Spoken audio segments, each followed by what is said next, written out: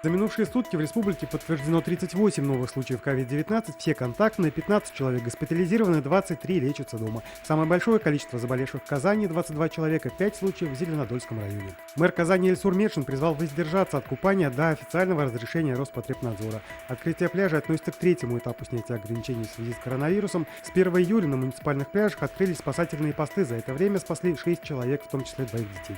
Сегодня в Татарстане сдают ЕГЭ по русскому языку. Его разделили на 2 дня, чтобы снизить количество выпускников в пунктах сдачи. В 2020 году единый государственный экзамен сдают только те, кто планирует поступать в вузы.